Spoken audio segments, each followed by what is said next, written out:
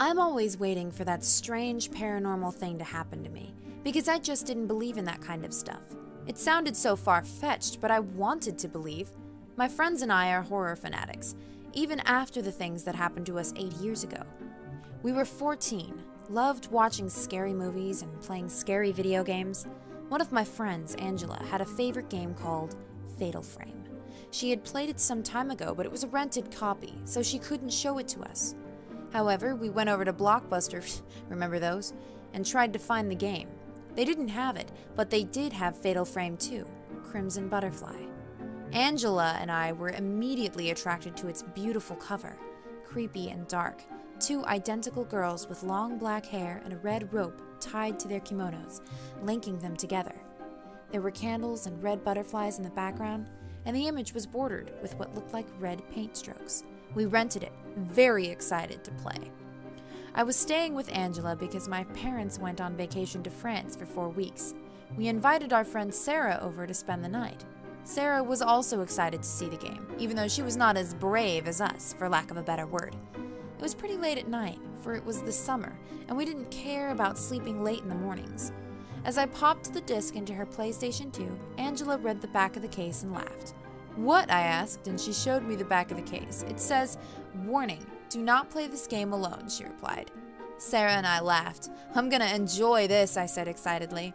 Sarah and I were Angela's audience, for she was the best in horror games. I thoroughly enjoy watching people play video games, even as much as I enjoy playing them myself. Sarah was sitting on Angela's bed, and Angela and I were sitting on the floor right in front of the TV. I know, bad for your eyes, yada yada. We played through the night. At some point we got so lost we had to look at a walkthrough. We didn't like doing that, but sometimes you just gotta. We reached the ghost called Kusabi, who seemed to be summoned by Sei, one of the ghost twins who looked just like Miyu and Mayu. We learned the hard way that we couldn't defeat Kusabi at all. He wouldn't take damage, and guess what? He killed us in 1 hit. So we had to start again from the last save point, which was found in front of the door that led into Kusabi's room. Now, I'll need to tell you that Angela's PS2 has seen a lot of action, meaning it was getting old and frequently caused discs to either freeze or load very slowly. So upon entering the Kusabi room, the game froze on the completely black loading screen. We waited a few minutes and finally realized we were going to be waiting for a long time. So for at least a half an hour, Angela, Sarah, and I were talking about stupid crap like all teenagers do, when Angela wanted to get up to get a snack. I loved her to death, but truth was, she wasn't exactly skinny. She was actually quite heavy. So what she did to stand up was put both hands behind her, resting on the edge of the bed, and pushing herself up. She ended up doing some odd twisting thing that amused Sarah and I, so we asked her to try it again. She sat back on the floor and was about to repeat the action when she stared at the TV, horrified. "What's wrong?" I asked her. "I just saw a face on the TV," she said quietly. When Angela is scared, she rarely actually screams.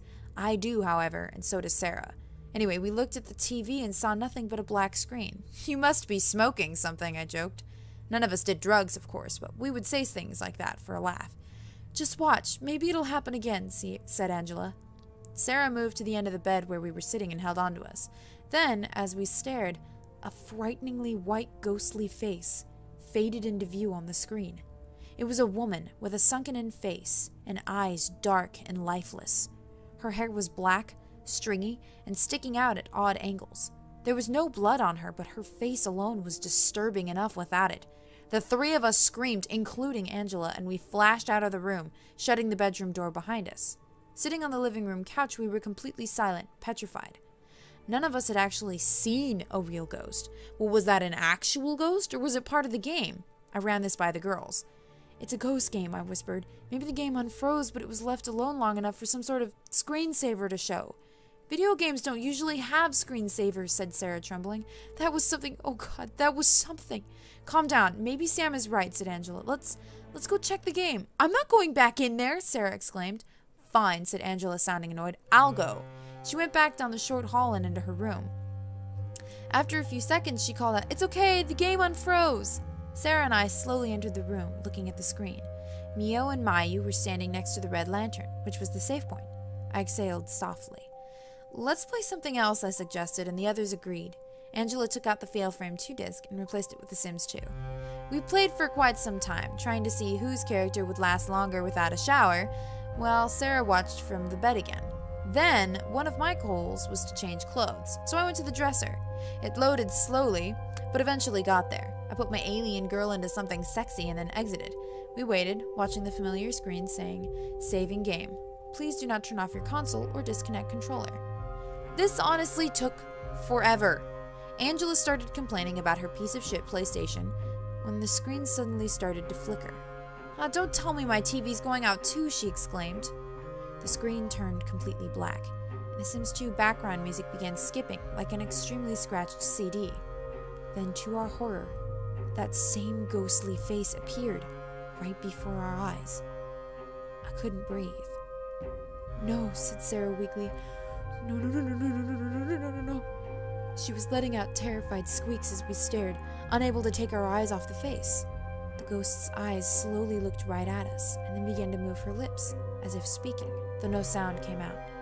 Angela jabbed the power button, turning the TV off, and all three of us ran into the living room again. All of us agreed to sleep out there instead of the room. We just couldn't handle being in there. It was so unbelievable we had trouble sleeping. Finally, somehow, we managed it. We slept until like 1 o'clock in the morning. Angela's mother complained about the noise last night and wondered why the hell we were sleeping in the living room. Angela was about to tell her when we suddenly noticed Sarah was gone. "Maybe she went home in the middle of the night," I suggested. "Let's go check," said Angela. We got properly dressed, left the house, and made our way down the road. Sarah didn't live too far away. We knocked on the door and her mom answered. "Is Sarah here?" I asked her. "No, I thought she spent the night at your house," said her mother. Angela and I exchanged worried looks and hurried back to her house. We searched every room, including Angela's, but Sarah was nowhere to be found. The police were called and they conducted a search. Angela and I spent a few days trying to get a hold of our other friends to check if they'd seen her, but no one had. Her mother was a wreck, but the police assured her they'd find Sarah. "Should we tell them what happened?" I asked. "Sam, do you really think they'd believe that we saw a ghost? I don't know what we should do, okay? What the hell happened? Why did that ghost show up?" "Maybe it was the game," I said softly. "A haunted horror game? How often do you hear about those? Usually it's completely innocent games like Majora's Mask or Sonic the Hedgehog. I can't think of anything else it could be." "Let's go see if the other copies at Blockbuster have the same warning on the back cover," said Angela. We took the game with us so that we could return it. After dropping into the return slot, we went over to check the other copies. Each one said, "Warning, do not play this game alone." "Well, that's not it," I said. "Did we just get a haunted copy or something?" "I don't know," said Angela, "but it appeared when playing The Sims, so it must have transferred onto my PS2, that bitch!" "What do we do?" I asked timidly. "We could go around the internet and see if anyone has seen her too," Angela replied. Returning to her house, we immediately hopped onto the computer and feverishly searched Fatal Frame forums for any hint of a haunted copy. We found nothing. We decided to create an account on one of the forums and post a new thread. "My friends and I recently rented Fatal Frame 2 for PS2, and something really strange happened. My crappy PS2 froze, and after a while we saw a ghost woman on the screen. We thought it was part of the game, but then we were playing The Sims 2 and she showed up again. And now our other friend is missing, and we don't know what to do. Has anyone else experienced this?" "How's that?" Angela asked after she finished. "Sounds good, but..." I fixed all the spelling and punctuation errors in the post and submitted it. We actually sat there and refreshed it like every 10 minutes, but we only got replies saying "you're BSing" or "it's a fucking ghost game." It wasn't until a week later we finally got a response. Sarah was still missing and she was put on Amber Alert. We checked the forum again and saw a response from someone called ANONOMOUS, Anonymous, and they had no icon. "Hello. I saw your post and was shocked. This happened to me a long time ago, but I rented my copy from GameStop. After seeing the ghost woman on my screen, I tried playing my other games, but no matter which game I put in, she would always appear. I took the game back, thinking that would help, but it didn't. Then I looked at my memory card and saw that every single save icon for every single game was just a black box. And then she appeared again, without even being in-game. I deleted the Fatal Frame 2 data, but that didn't keep her away. I got a new memory card, transferred all my data onto it, but again, it didn't help. It seemed like the ghost had actually infected the game's data completely. So then I tried erasing all game data on both cards, which was really sad because I had a lot of Final Fantasy on there. Those games are long. I tried playing another game, but she still appeared. I was so scared and so frustrated. I took both memory cards and smashed them with a hammer. They screamed at me. I was so shocked, but then tried my game once again. I played for a few hours without any appearance of the ghost. I know it's hard for a gamer to lose their save data, but there's no other way. You have to destroy your memory card. That ghost is like a virus or something, spreading itself through that disc. God knows how many people have gotten it. I don't know why she's in that disc, and I don't care, just as long as I never see her again. I'm never renting another game. I'll just buy it if I want to play it so bad. Sincerely, a friend. Angela and I stared at the response, which had also received many rude comments. Then we went into her room, turned on the PS2, and checked her memory card. Just as Anonymous had said, every icon for save data was jet black, three-dimensional cube, spinning slowly in their places. Just then, the ghost woman faded onto the screen, causing it to flicker with static. "What do you want?" I asked the face, scared to the point that I started crying. The ghost moved her lips again, but we heard nothing. We even tried turning up the volume, but that didn't make a difference. "Why are you here?" asked Angela, much more brave than I was. The woman continued to mouth, but nothing. "Let's just forget it," I said, starting to feel a little hysterical. "Let's just destroy the damn card." Angela turned off the console and ripped the memory card out. Then we went into the tool shed in the backyard and found a hammer. Angela set it on the concrete of her back porch, raised the hammer, and hit the card viciously once, twice, 3 times. A piercing scream emanated from the cartridge as it was broken. "I think," said Angela, shaking and taking shuddering breaths, "I think that will do it." "What's that?" I gasped, seeing a piece of the memory card that appeared to have scratches on it. It was the circuit that allowed the card to hold data. We found all the pieces and fit them together like a puzzle. I was astounded at what we found. Anonymous was the word scratched into the surface of the circuit. Was the ghost the one who had replied to the thread we made? Why would she tell us to destroy her? "Sam, look," said Angela suddenly. She was pointing at the S written on it, and in very tiny letters was the name Sarah scratched onto it. "She took Sarah," I whispered. "Why?" asked Angela. "And was it the ghost who responded to us, or was it Sarah?" We went back inside and got on the computer, viewing our post. Anonymous's reply was no longer there, and the entire thread had been locked. We searched Google for the mysterious username but got absolutely nothing. I'm sorry to say that we never found out who the ghost was, who Anonymous was, or where Sarah went. Like I said before, this really happened to us, and we never touched a rental game again. Even to this day, we try searching for the username, but we can never find it. Maybe you guys have seen it before? And every day I wonder who's rented the disc. I wonder if they figured out how to destroy it, and what would happen if they didn't. What was the ghost woman trying to tell us? We never found that out either. We never found a name or anything.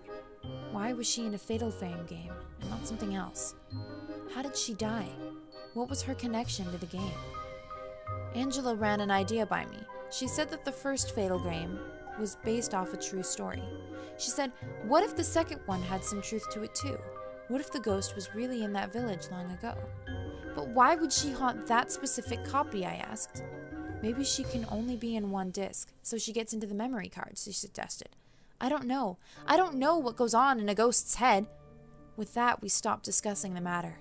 I wanted to just forget about it, but I couldn't.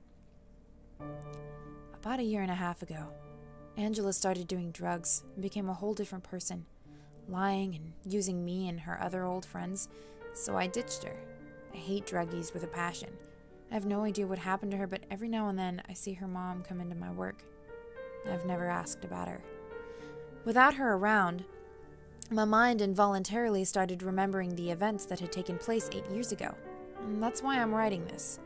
You may not believe me, you may refuse to believe me, but I want to warn you to be careful when renting a game, especially Fatal Frame 2.